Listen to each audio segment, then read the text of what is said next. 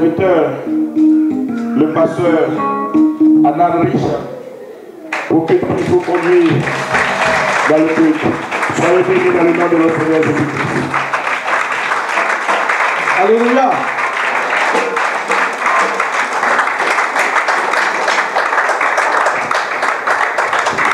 Grand Dieu, asseyez-vous. Alléluia. Amen.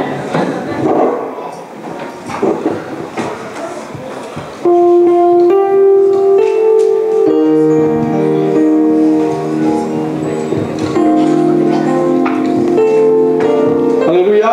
Vous m'entendez? Merci de mettre vos portables en silence, parce que ça sonne toujours au mauvais moment. Vous voyez?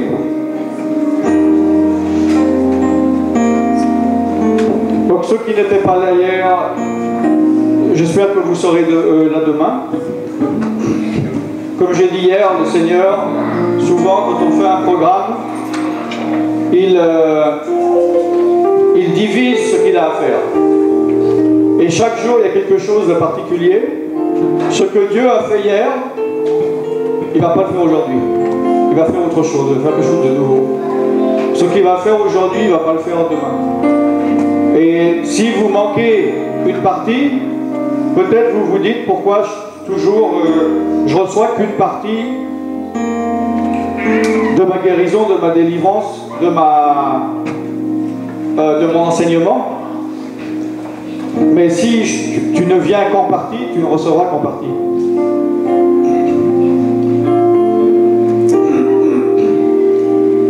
Donc on va voir le passage dans la parole de Dieu, si vous pouvez ouvrir les Bibles. Donc, qui était sur les affiches.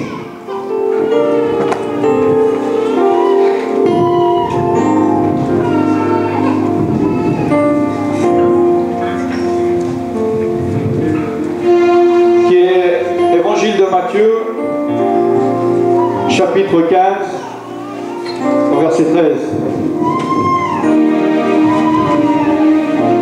C'est Jésus qui parle.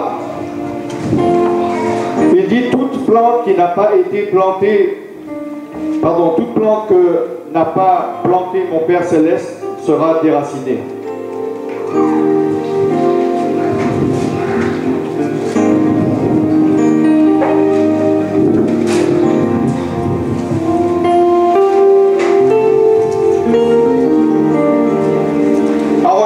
Contexte, on voit que Jésus parlait à des pharisiens. C'est-à-dire des pharisiens, c'est les hommes religieux. C'est les personnes qui prennent ce que Dieu dit et ils en font une tradition, mais ils ne gardent pas l'esprit dans lequel cela a été dit. Donc ça existait pour les Juifs, pour le judaïsme, et ça existe pour le christianisme. Il y a énormément d'églises, de chrétiens, de serviteurs, servantes de Dieu, pharisiens. Et c'est un danger qui guette tout le monde, de prendre les choses à la lettre, de prendre les choses charnellement au lieu de les prendre spirituellement, dévitaliser. Il y a peut-être des arbres qui paraissent beaux, mais on les a déracinés, on a coupé les racines, on les a plantés dans une terre. Ils sont dévitalisés. Ils ont l'air en vie, mais ils sont déjà morts. Et si tu t'es éloigné de Dieu, tu es dévitalisé. Tu vis de ce que tu as reçu par le passé, de la sève, de la vie, de l'esprit que tu as reçu, mais tu es déjà mort. Et il ne faut pas devenir des pharisiens. Donc là, les pharisiens, ils donnaient il y a des choses qu'ils ne comprenaient pas dans le message de Jésus. Il disait qu'il fallait garder la loi concernant les choses que l'on mange. Et alors, Jésus, au verset 11, il dit: écoutez et comprenez, ce n'est pas ce qui entre dans la bouche qui souille l'homme, mais c'est ce qui sort de la bouche. C'est là ce que souille l'homme. Et Jésus, alors ses disciples, ils s'approchent de Jésus et lui disent, est-ce que tu sais que tu as scandalisé les pharisiens? Les hommes religieux ont été scandalisés en entendant ta parole. La parole de vie, la vérité scandalise. Le pharisien scandalise la chair, scandalise l'homme, la femme religieuse. La religion humaine est scandalisée par la vie de l'esprit.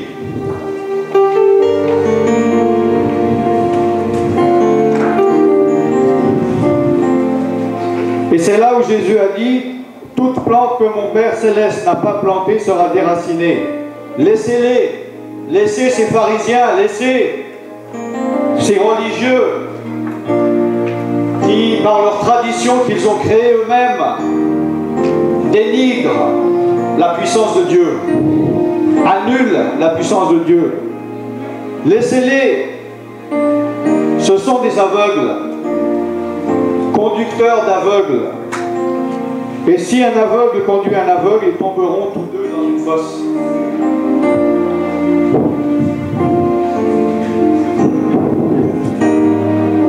À Pierre, il lui dit, mais expose-nous cette parabole. Et Jésus lui dit, toi aussi, vous êtes encore sans intelligence.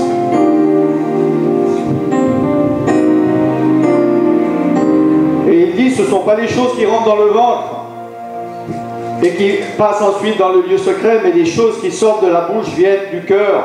Et ces choses-là souillent l'homme. Ce sont les choses qu'il y a dans notre cœur. La Bible dit dans le livre des Proverbes que le cœur est tortueux par-dessus tout. Préserve ton cœur. Et là, c'est Jésus qui le dit. Au verset 19, car c'est du cœur de l'homme, du cœur de la femme, que viennent les mauvaises pensées, les meurtres, les adultères, les fornications, les vols, les faux témoignages, les injures. Ce sont ces choses qui souillent l'homme.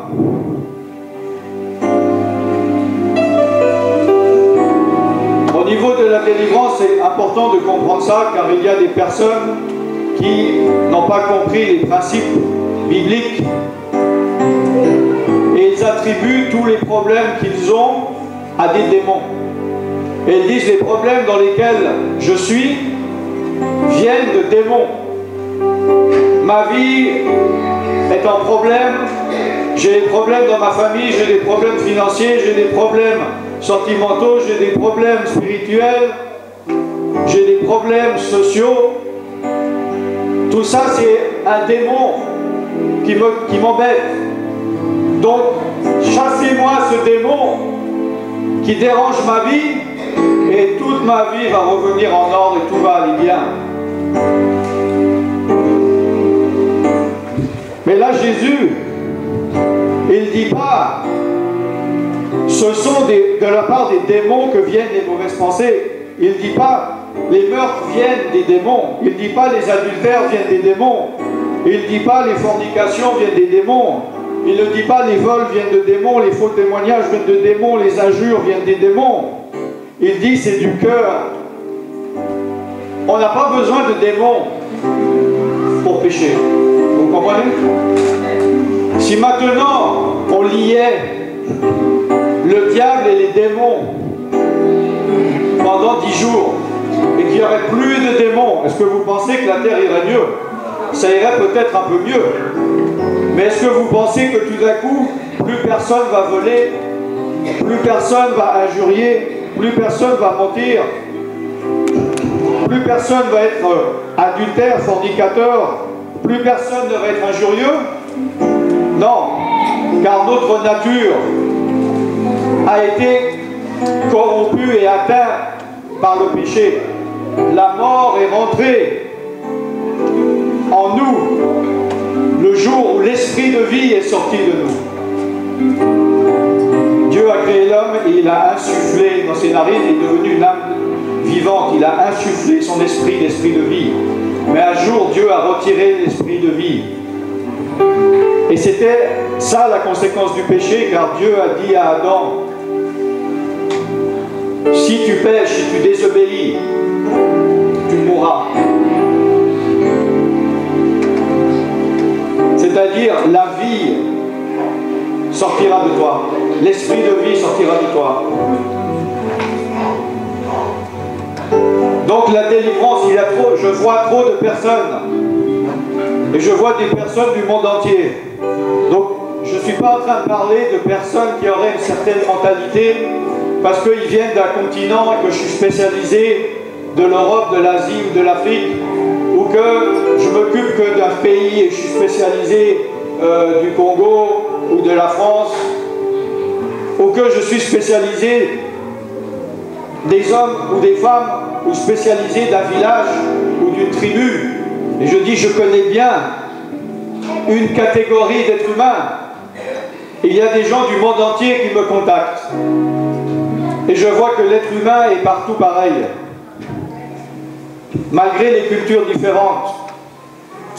Et je vois beaucoup de personnes qui ont le problème de vouloir croire que les seuls problèmes qu'ils ont viennent que des démons et qu'ils n'ont aucune envie, ils n'ont aucune intention de se réformer et de changer leur vie.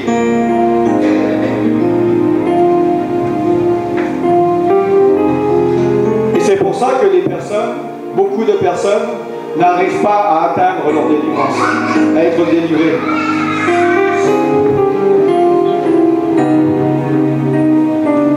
Car comme l'apôtre a dit, il y a des démons, ils partent, on les chasse, ils partent, mais ils reviennent. Ou bien des démons qui résistent et qui ne partent pas parce qu'ils ont le droit de rester. Le seul moyen, écoute bien, si tu es concentré, si tu n'as qu'une parole à écouter, je sais que des gens ils viennent à l'église, ils s'en foutent de ce qu'on dit. Ils attendent le moment de la prière. Alors s'il y a une phrase que tu t'en souviens, souviens-toi de celle-là. Tu pourras seulement recevoir les pleins bénéfices des principes de Dieu lorsque tu te soumettras aux principes de Dieu.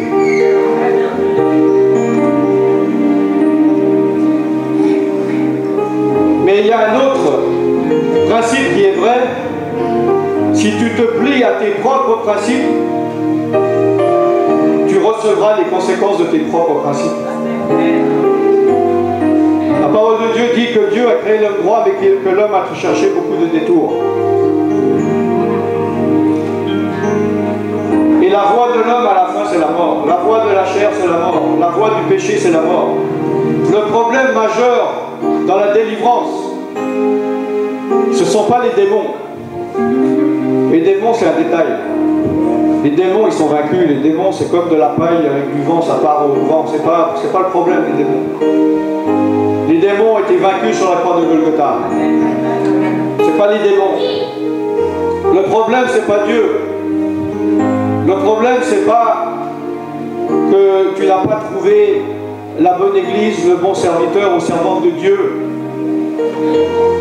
Il y en a qui disent oh, il n'avait pas assez d'onction, il n'a pas pu me délivrer, je vais aller voir ailleurs. C'est pas ça le problème. Le problème majeur que je vois dans le fait qu'une personne ne soit pas délivrée à moyen ou à long terme, c'est l'insoumission de la personne. C'est la rébellion à Dieu. Les personnes qui ne veulent pas faire les choses telles que Dieu demande de faire, mais qui veulent faire selon leurs moyens. Des gens qui ne veulent pas servir Dieu, mais des gens qui veulent se servir de Dieu. Des gens qui ne veulent pas faire la volonté de Dieu, mais faire leur volonté. Ils ne veulent pas se plier à Dieu, ils veulent que Dieu se plie à eux.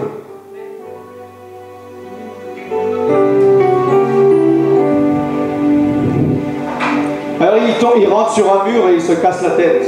Mais il y en a, ils essayent, ils continuent parce qu'ils n'ont pas l'intention de se soumettre à Dieu. Et tant que tu ne n'admettra pas que Dieu est Dieu et que tu n'es qu'un homme, que tu n'es qu'une poussière, tu ne pourras pas bénéficier des bénédictions de Dieu. Et quand je dis reconnaître que Dieu est Dieu, ce n'est pas simplement intellectuellement, car je suis persuadé que la majorité des personnes ici disent évidemment Dieu est Dieu. C'est déjà bien, vous le savez intellectuellement. C'est bien, il y a plein de gens dans la rue qui ne le savent pas. Mais après, il faut l'appliquer, admettre dans ta vie. Est-ce que Dieu est Dieu dans tous les domaines de ta vie? Si Dieu n'est Dieu que dans 1% de ta vie, comment peux-tu t'attendre qu'il soit Dieu, qu'il agisse en tant que Dieu dans 100% de ta vie? Si tu dis, ah moi mon temps je donne que 2% de mon temps à Dieu, tu donnes que 2% de ton énergie, tu donnes que 2% de ta connaissance, voire pire, tu donnes rien, mais tu veux tout. Tu n'es prêt à rien donner, tu es là pour tout prendre. Non seulement Jésus a tout donné sur la croix, mais en plus tu veux encore plus.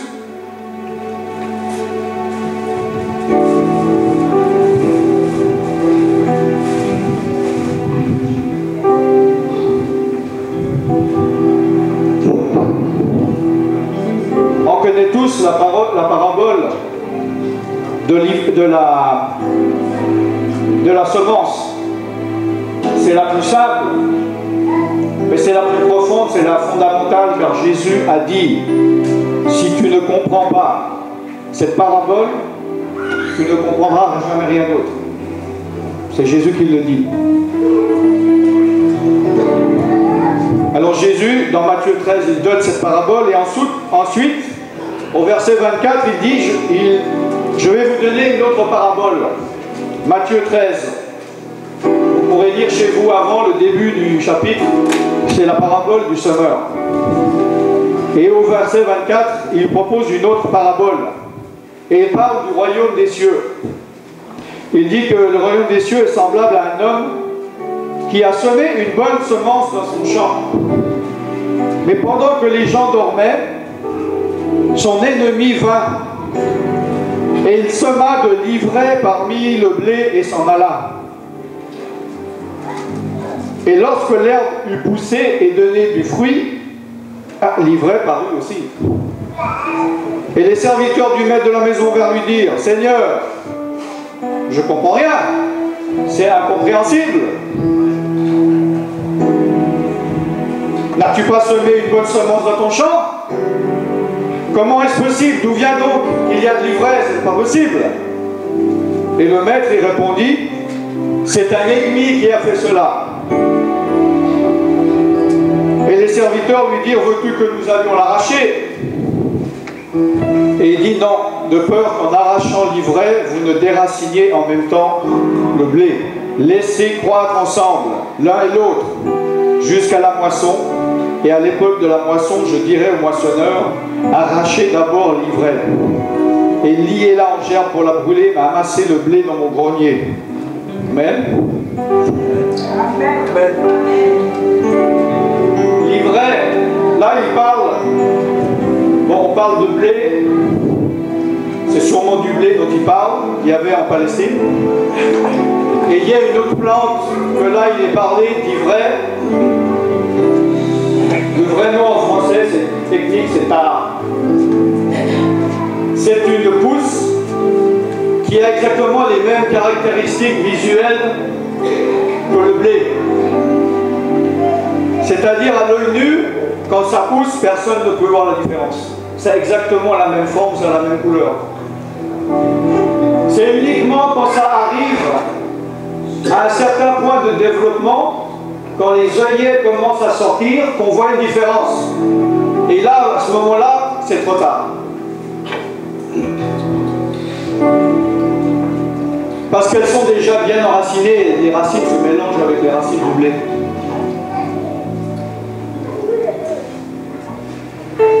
Et donc, ce qu'il devait faire, c'est laisser ces deux plantes arriver à leur terme. Et après, les femmes et les enfants devaient trier et enlever l'ivraie pour qu'ils ne la mangent pas. Pourquoi?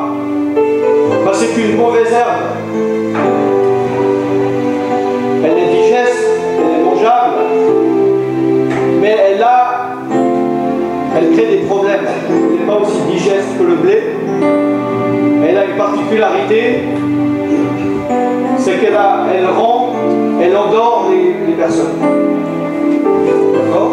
Elle a un principe actif d'endormir les gens. Alors là, dans la parabole, il dit Jésus, quelqu'un a semé une bonne semence. Mais pendant que les gens dormaient, l'ennemi vint et il mit de l'ivraie parmi le blé et il s'en alla. Donc on peut parler d'une église. On peut penser aussi à des individus dans ton cœur. Peut-être que tu entends des bonnes choses. Tu entends la parole de Dieu, tu te nourris de la parole de Dieu. Tu reçois des bonnes graines. Mais si tu t'endors, l'ennemi va venir, et peut-être l'ennemi est venu quand tu t'es endormi. Et il a mis de l'ivraie parmi le blé, parmi les bonnes semences. Donc tu peux dire, je n'ai que des bonnes choses, je n'ai que la parole de Dieu. Alors que peut-être tu as de l'ivraie en toi, mais tu ne le vois pas, et on ne le voit pas, parce que ça ressemble tellement au blé. Alors ça peut marcher à un moment, mais quand le fruit arrive à maturité, ça se voit.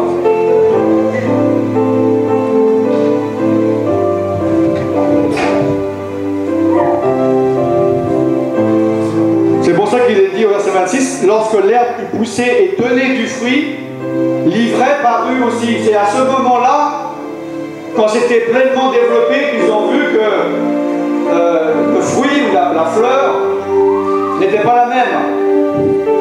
Et ils ont dit, ah ben on va... déjà il a dit comment c'est possible. Nous avons vu que tu as semé que des bonnes semences. D'où peut venir l'ivraie? L'ennemi est venu de nuit, l'ennemi est venu dans les ténèbres, l'ennemi est venu dans le sommeil, il est venu dans la somnolence. Et spirituellement, c'est toujours le cas. Donc peut-être toi, tu te dis, non, comment est-ce possible? C'est pas possible, je lis la Bible, etc. Mais si tu ne comprends pas ça, c'est qu'il y a un problème.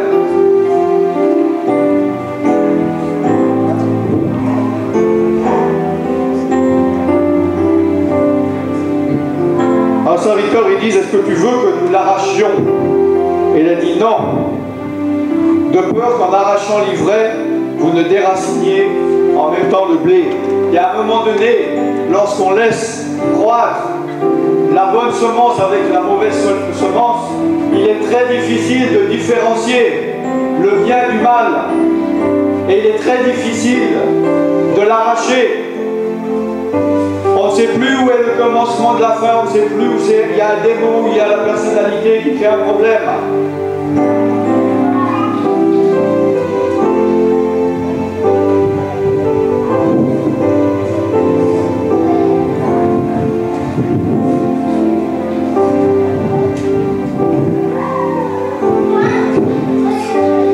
Amen.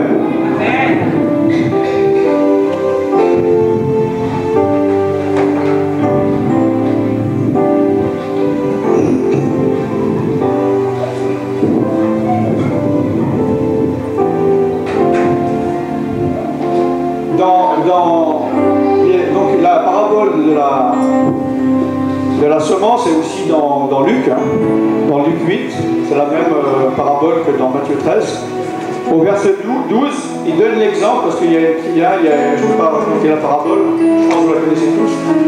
Il y en a qui tombent, des semences qui tombent dans la bonne terre, il y en a au bord du chemin, il y en a dans les rochers. Il dit ceux qui sont le long du chemin sont ceux qui entendent, puis le diable vient et enlève de leur cœur la parole de peur qu'ils ne croient et ne soient sauvés. Parce que la manière de cultiver à l'époque en Palestine, quand il dit le long du chemin, c'est que les gens, le chemin était vraiment à ras de l'endroit où on cultive. C'est-à-dire, si cette ligne-là, ils arrêtaient de cultiver, les gens marchaient ici. Ils marchaient à côté.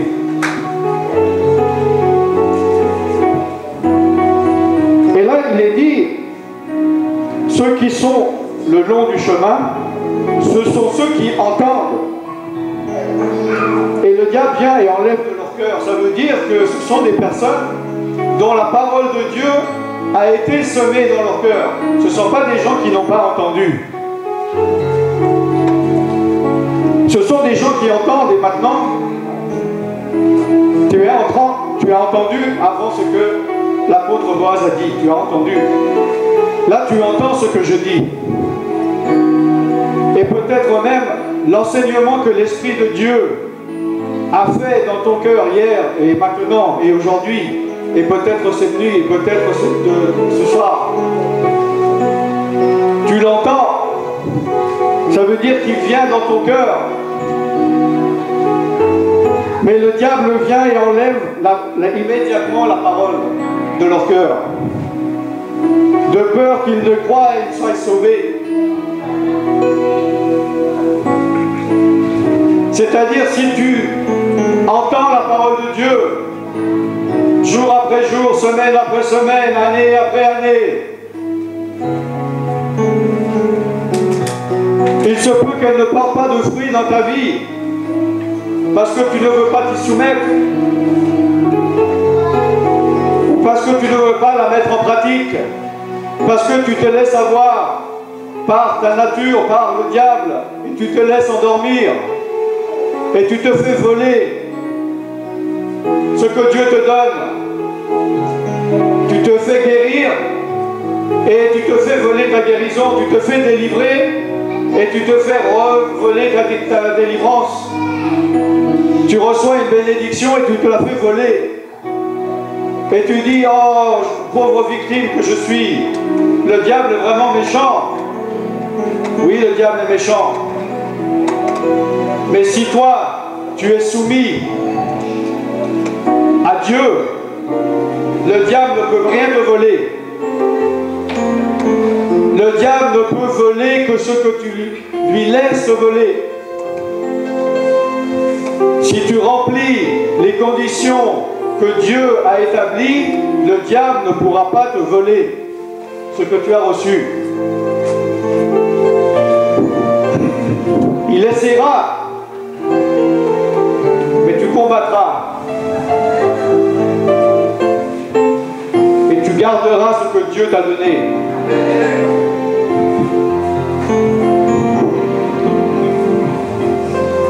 Le diable, il vient et il enlève. Qu'est-ce qu'il a enlevé de ton cœur hier? Parce que le diable a déjà réussi à sortir quelque chose de ton cœur.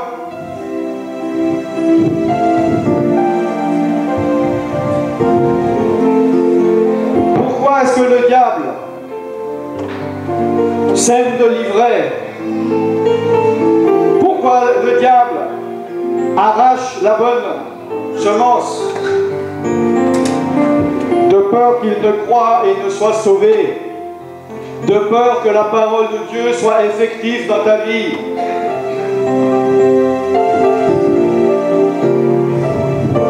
Parce que le diable, lui, il connaît la parole. Il connaît la puissance de Dieu. Il connaît les principes de Dieu et il sait que ça fonctionne. Et il fait tout pour que toi, tu n'arrives pas à comprendre. Et si tu ne comprends pas cette parabole-ci, tu ne comprendras rien d'autre dans le royaume de Dieu.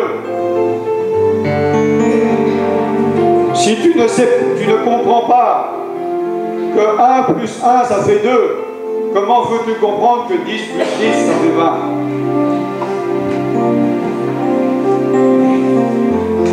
Est-ce que tu es en train de te battre contre Dieu?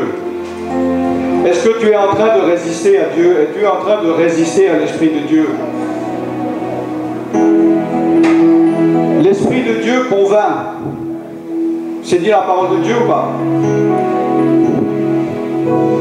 Qui ne dort pas ici? Qui ne dort pas? Ah, tout le monde dort? Je pose une question. Est-ce que l'Esprit de Dieu convainc? Est-ce que c'est écrit dans la parole de Dieu ou pas? Vous êtes sûr? L'Esprit de Dieu convainc. Et c'est-à-dire qu'il donne des convictions. L'Esprit de Dieu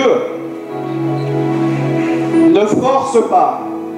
Vous comprenez la différence entre convaincre et forcer?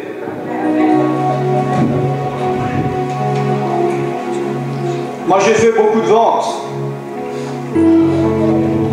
Et il y a des vendeurs qui font, on dit, du forcing.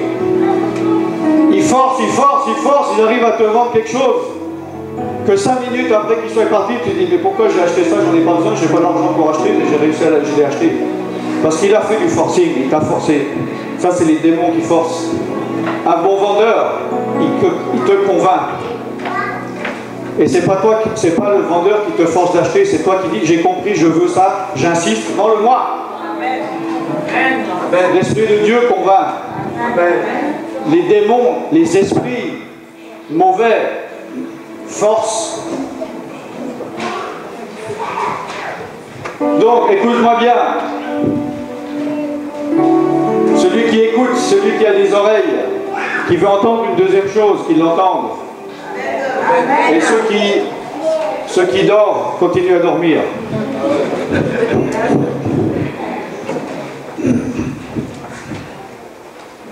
L'Esprit de Dieu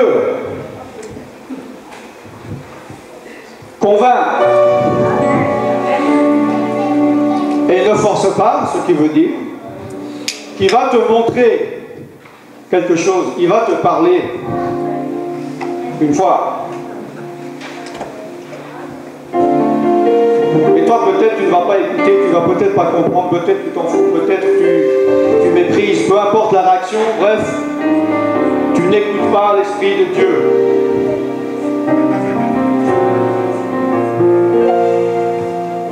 Alors l'Esprit de Dieu ne va pas te forcer. Il va te redire, il va essayer de te reconvaincre. Et toi tu vas résister.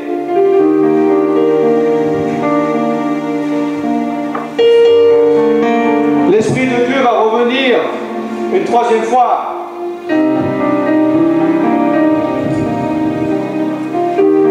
Car Dieu est compatissant. Dieu est lent à la colère. Il n'est pas dit qu'il n'a pas de colère. Il n'est pas dit qu'il est sans colère. Il dit qu'il est lent. Mais il y a un moment donné où quand toi tu vas mépriser l'Esprit de Dieu, puisqu'il ne va pas te forcer, il va arrêter de te parler. Il va arrêter d'essayer de te convaincre vu que tu ne veux pas être convaincu. Car Dieu, l'Esprit de Dieu ne convainc, ne force pas, ne viole pas, ne violente pas. Il convainc. Et il ne convaincra pas quelqu'un qui ne se laissera pas convaincre. On dit,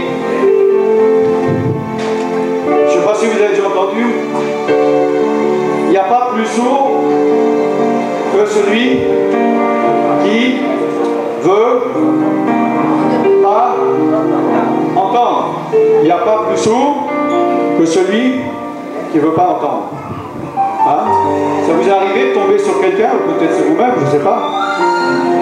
Vous leur dites des choses, vous leur dites, il a les capacités de comprendre, mais vous savez qu'il ne veut pas, qu'il n'écoutera jamais. Au bout d'un moment, il dit, ok, t'as gagné. Vous connaissez? Oui?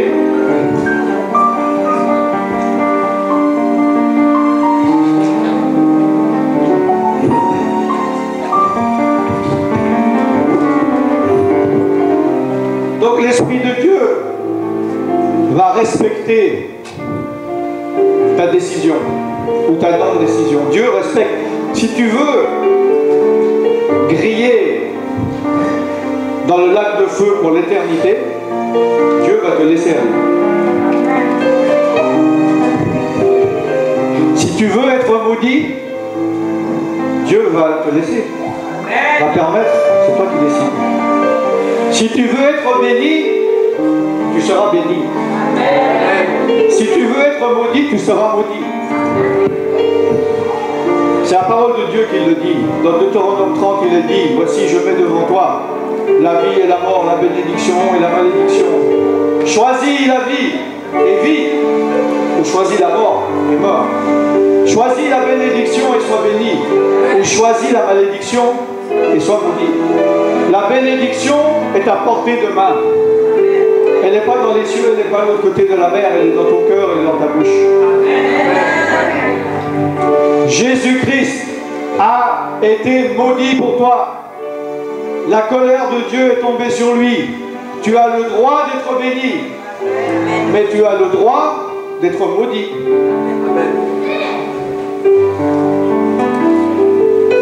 C'est un principe simple, mais lorsqu'on est rebelle, ça devient trop compliqué. La parole de Dieu dit, si tu ne redeviens pas comme un petit enfant, tu ne peux pas rentrer dans le royaume de Dieu. Si tu ne deviens pas comme un petit enfant, tu ne comprendras rien au principe de Dieu. Ça sera trop simple pour toi. Tout devient compliqué à celui qui résiste à Dieu. Mais même si tu es le plus stupide des hommes, tu pourras comprendre les choses de Dieu. Il est dit, Dieu a dit, je ferai un chemin dans le désert. Quand même les aveugles, même les stupides ne pourront pas s'y perdre. Mais si tu es stupide, parce que tu désobéis à Dieu, tu résistes à Dieu, personne ne pourra te faire comprendre. C'est pour ça que Jésus a dit dans cette parabole, si tu ne comprends pas cette parabole, tu ne comprendras aucune autre parabole. Si tu ne comprends pas la chose simple que je suis en train de te dire, c'est pour ça que tu ne comprends rien. Peut-être tu dis, je ne comprends rien à Dieu, je ne comprends rien à la parole de Dieu, je ne comprends rien au principe de Dieu.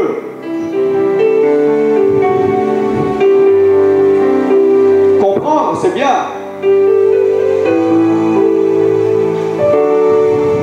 Mais il faut mettre en pratique. Ce n'est pas celui qui écoute la parole de Dieu qui est justifié, mais celui qui la met en pratique. Si tu écoutes maintenant, mais que tu repars d'ici en faisant comme si tu n'avais rien entendu, il n'y a rien qui va changer dans ta vie.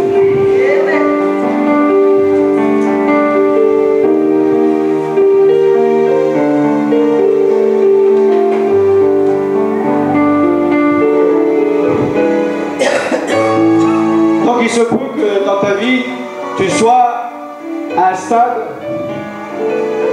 où il est exclu que tu te soumettes à Dieu.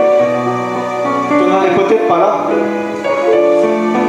Ben, même l'Esprit de Dieu, même Dieu ne va pas pouvoir faire quelque chose pour toi. Car il respecte là où tu es. Peut-être dans ton cœur, tu dis, moi je n'en ai rien à faire de ce qu'il me raconte.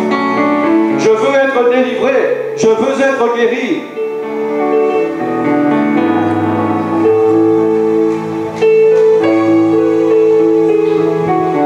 Peut-être que tu es sur le point de capituler, tu as pris tellement de coups sur la tête, tu es tombé dans tellement de trous, tu es rentré dans tellement de murs, tu as essayé d'ouvrir des portes, tellement de portes qui ne se sont pas ouvertes, que j'espère que pour toi c'est le moment où tu vas capituler. Et que tu vas dire à Dieu, Oui. Oui à quoi? Oui à ce que Dieu te demande de faire. Et ce que Dieu te demande de faire, tu sais déjà ce que tu dois faire. Ne joue pas à l'imbécile avec Dieu. On peut jouer à l'imbécile avec des hommes. On peut se faire passer pour plus bête qu'on est, pour plus intelligent qu'on est. Mais Dieu, il connaît tout. Et je sais qu'il n'y a personne dans cette salle qui dit « Ah non, vraiment, je ne sais pas. Dieu ne m'a jamais parlé, je ne sais pas ce que je dois faire. Je ne sais pas ce que je dois arrêter de faire, je ne sais pas ce que je dois commencer à faire. » Non, tu sais exactement ce que tu dois faire. Et ce que Dieu t'a demandé de faire, ce n'est pas quelque chose d'impossible. C'est même quelque chose de très facile. Ça devient difficile si tu ne veux pas le faire. Si j'ai pas envie de marcher 100 mètres, tu ne me feras pas marcher 100 mètres. Et je dis non, c'est impossible, c'est trop lourd, j'arriverai jamais. Mais c'est parce que tu ne veux pas. Si je te dis, ah ben c'est dommage, il y a 1 million d'euros, 100 mètres, le premier qu'il y ait, il les a, je peux vous assurer que là tu vas courir.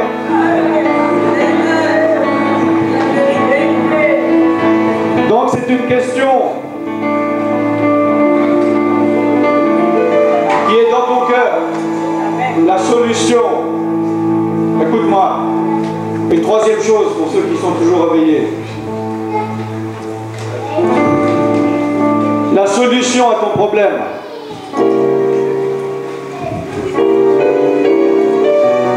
elle est dans ton cœur. Elle n'est pas dans un serviteur de Dieu, elle n'est pas dans une église, elle n'est pas à l'extérieur de toi. Elle est dans ton cœur. Parce que l'Esprit de Dieu t'a montré des choses et t'a convaincu dans ton cœur. Et Dieu, il te demande une chose. C'est une décision. C'est très simple avec Dieu. Il ne demande que des oui ou que des non. Donc je pense que même un enfant de 5 ans, il sait dire oui et non. Il sait, non. Même avant de parler, il sait dire oui, il sait faire comprendre qu'il dit oui, ou il sait faire comprendre qu'il dit non. Vous êtes d'accord?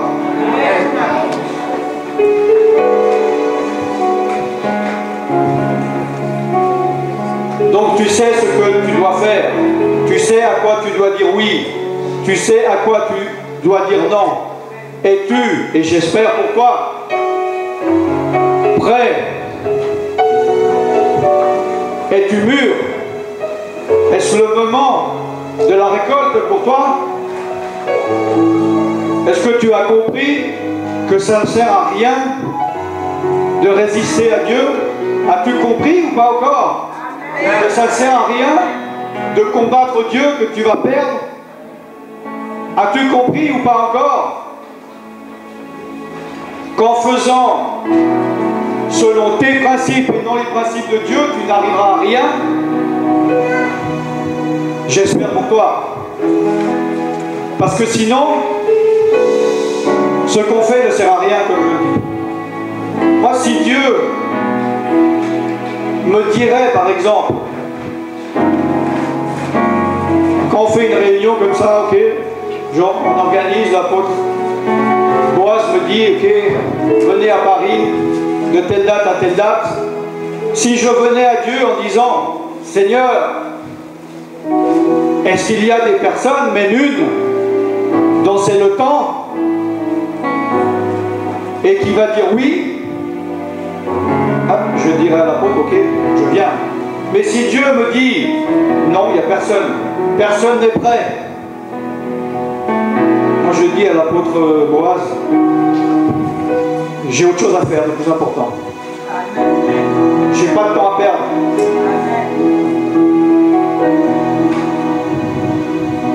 Le temps est court. Nous sommes en guerre. Soit tu es vainqueur ou tu es vaincu. Il n'y a pas trois choses, il n'y a pas trois camps. Il y a deux camps. Soit tu es vainqueur ou tu es vaincu. soit tu travailles pour Dieu ou tu travailles pour le diable. Amen. Tu vas me dire, ah non, non, non, je ne travaille pas pour Dieu, mais je ne travaille pas pour le diable. Oui, si tu ne travailles pas pour Dieu, tu travailles pour le diable. Parce qu'il n'y a que deux camps. Même passivement, il est dit que les désirs de la chair sont opposés à ceux de l'esprit. Donc si Dieu te dit pars au nord, ta chair va dire pars au sud. Donc tu fais l'opposé de ce que Dieu demande, et l'opposé de ce que tu demandes, c'est l'œuvre du diable. C'est pour ça que Jésus a dit à Pierre, tes pensées ne sont que charnelles, sont diaboliques. Il est dit aussi par Jacques,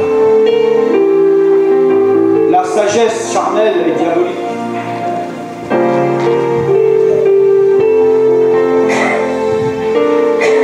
Le temps est court. C'est pas un jeu. Et malheureusement, le diable réussit à faire passer chez beaucoup de chrétiens une guerre pour un jeu. Mais ce n'est pas un jeu. Un jeu, on perd de l'argent, on perd des affaires matérielles.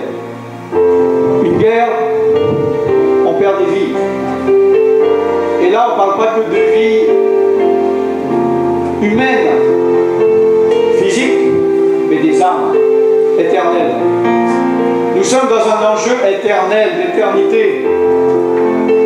Alors que le diable veut te faire croire que tu es dans un enjeu temporel, dans un enjeu de petite vie que tu vis 70 ans, 80 ans, 90 ans. Que peut-être, combien de temps il te reste à vivre? Peut-être 23 minutes, peut-être 2 jours, peut-être 10 ans, peut-être 20 ans, peut-être 40 ans. Je sais pas, il y a plus jeune, peut-être 60 ans. Mais l'enjeu n'est pas sur la terre ici-bas.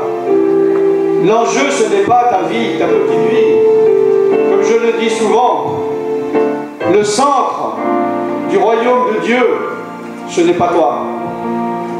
C'est Dieu. Amen. Et si tu es au centre, c'est que tu prends la place du roi. Tu es le roi de ton petit royaume. Mais le vrai roi, c'est Jésus-Christ. C'est le roi des rois. Et tant que tu ne te soumets pas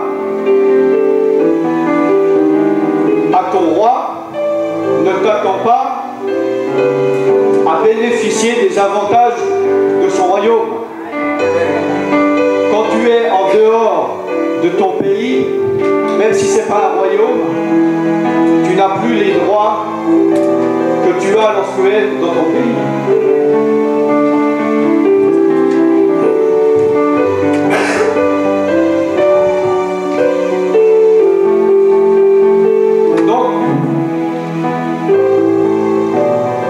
Si je te dis, si je te demanderais, je ne demande pas, pour ça je n'ai pas de réponse, est-ce que Jésus est ton roi? Peut-être tout le monde dirait Amen.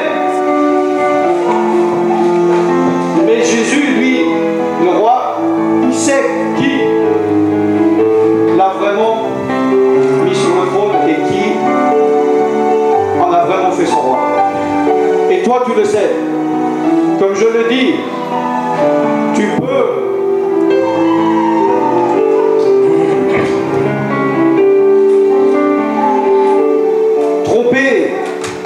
des hommes, mais tu ne peux pas tromper Dieu. Tu ne peux pas tromper ta conscience. Toi, tu sais où tu en es.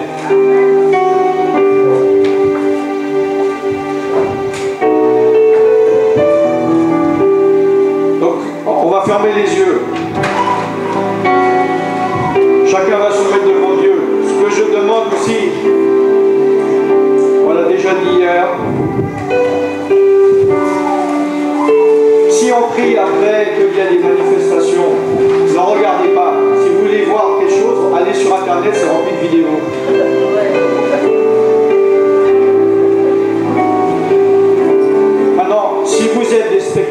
ne vous étonnez pas qu'il ne vous arrive jamais rien. Et si vous dites, mais pourquoi Dieu guérit tout le monde autour de moi et moi jamais? Parce que toi, tu es en train de les regarder. Comme Jésus est passé dans les villages, il y avait des foules entières. Mais il y a seulement ceux qui criaient à Jésus qui étaient guéris et s'étaient délivrés. Donc j'aimerais demander que vous fermiez les yeux.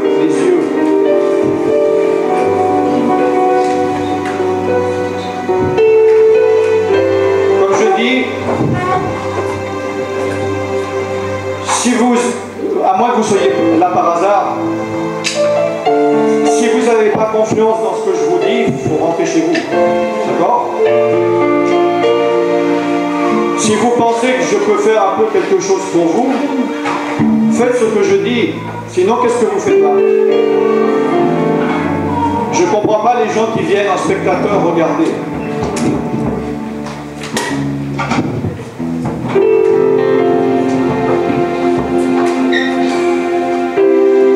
Je donne des instructions pour que ça accélère le processus pour vous aider. Donc, quand je demande de fermer les yeux, c'est la première chose que je dis et je vois des gens qui les ferment là, je ne comprends pas. Qu'est-ce que vous faites là?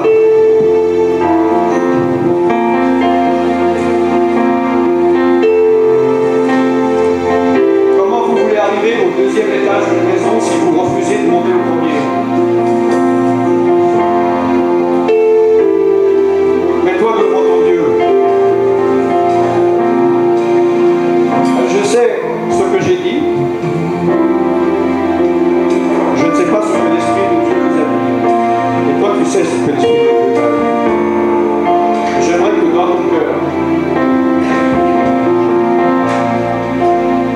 tu fasses ce que tu as à faire, enfin. Capitule devant Dieu. Cesse de combattre. Fais de Jésus vraiment ton roi en te soumettant à sa parole.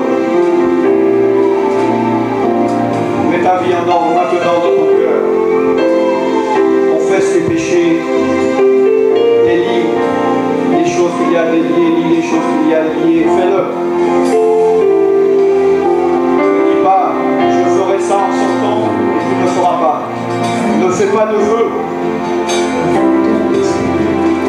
Ne fais pas de vœux à l'Éternel.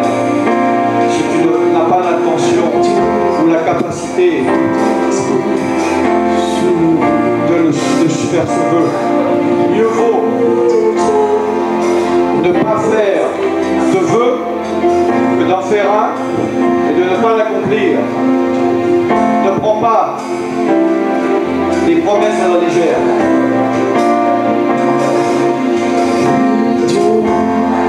Envoie ton esprit sur ma vie. Oui, Dieu, envoie ton esprit sur ma vie. Oui, Dieu, envoie ton esprit sur ma vie. Oui, Dieu, envoie ton esprit.